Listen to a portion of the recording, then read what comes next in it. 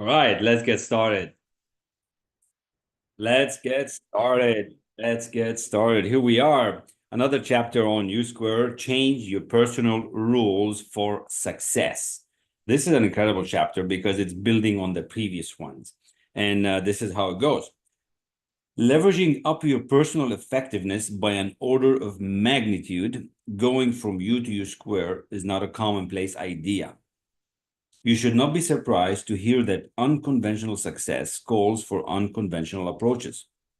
If you want to accelerate your rate of achievement rapidly, you must search out and vigorously employ new behaviors. It's interesting because that's what I was talking about with somebody this morning, somebody from LinkedIn about, how we change and how fast we could do. And do we build on the habits or do we build the new ones? Or do we let go of the bad habits, the non-productive activities, and build on the productive activities?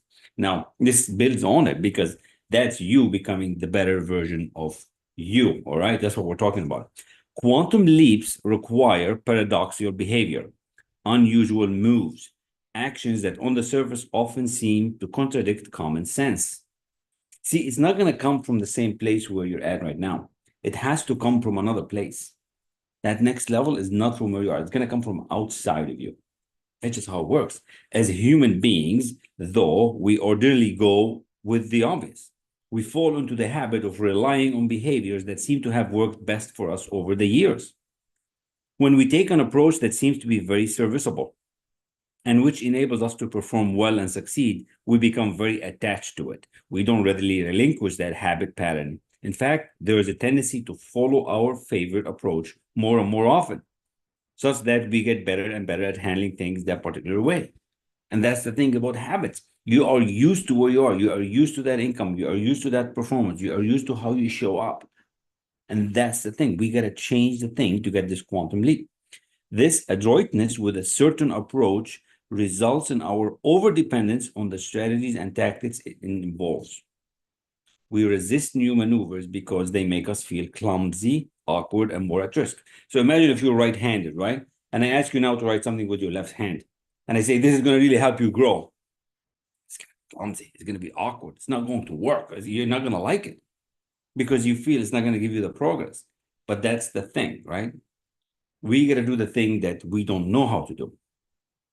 But if you want to accelerate your rate of achievement rapidly, you must search out and vigorously employ new behaviors, new attitudes. You must be willing to break out of your routines in order to make the quantum leap.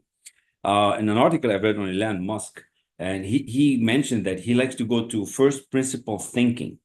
Instead of building on what others built and kind of go from there, he goes back to first principle, asking fundamental questions, and that's how the cost of putting rockets in space and putting rockets and satellites is a lot cheaper than before. The things that worked for you in the past very likely could sooner or later lose their serviceability. Even if your customary approach still holds promise for maintaining your present level of performance and growth curve, it may not help much if you want to hit far higher achievement levels. And if you continue to rely on these old routines, maybe even leaning on them most when your performance flattens out or sags, you create a trap for yourself. And that's so many how start feeling stuck. They get to a certain point and they stop increasing, and they're just there because that's what they're doing. That's what they're doing. That's what they're doing. Doesn't matter. You could be at 30, 40, 50, but it happens a lot in their 40s to mid 50s. There's a certain irony here. Your historically most dependable behaviors can become the major obstacle to future success. It's possible for them to cripple your progress. They may stand as personal boundary lines that limit what you can accomplish with your life. There is, however, another course of action. It is the way of the quantum leap, U square. That's what Bryce Pritchard's calling it, U square. And the following chapters explain the peculiar strategy that is involved. And that's what's so cool about this book and this material that we're studying and this article that I'm mentioning about the self-confidence. We were discussing it in the morning with two individuals. And if you wanted, I could share it with you. Maybe I'm able to share a piece of it here so you can see what I'm talking about. It's pretty cool. But let's just spend right on the first. What if you can start changing quickly by just repeating this statement several times a day for 30 days? See, I know that if you could do that, you'd be a different person in 30 days. but I know that it's going to be difficult to do it that long because you're not used to it. So let's look at the first one. First, I know that I have the ability to achieve the object of my definite purpose in life.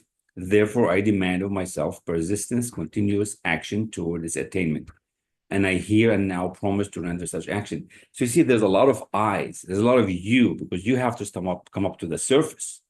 You have to make that decision. Once that decision is made, you're committed.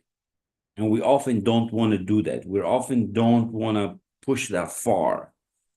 And even we often don't want to admit what's that real purpose, you know? And then it says, I demand of myself. You have to get it out of you because you're the one that's going to do it. The creator will give you, but you're the one that's going to, but you have to persist. So you have to make a decision. Then you're going to have to persist on it. And then you're going to have to take some action and take some responsibility for whatever comes up. So if these three things you don't do in terms of in terms of making that decision, in terms of deciding where you are and how far you want to go, if you don't make these basic ones, things are going to be difficult. You make a decision, and it's like decision is everything. It begins with a decision. And then you got to persist through that decision. Now, there's an element there between, are you on the right direction and you correct? Or do you need some guidance for an organized plan? Or shall you change the whole plan? So think of it as a plane, right? A plane is always going from point A to point B. And the way it's going, it's correcting its guidance. So this creative mechanism that you can teach it, you can actually start using it correctly, it's going to get you where you want to go. But you have to learn how to command it, making a decision, using the creative process, persisting it through it, and then taking responsibility. You have to be willing to pay the price. That's what I believe this book is telling us so far. And we're going to keep going through it. We're just at the beginning. We just got to page 8, and there's not many pages left. So hopefully this inspired you today for this amazing day. And if you want this article, if you want some more notes on this, let me know. Somewhere around here, you should be able to figure out how to reach out to me. And I look forward to serving you. Have an amazing day.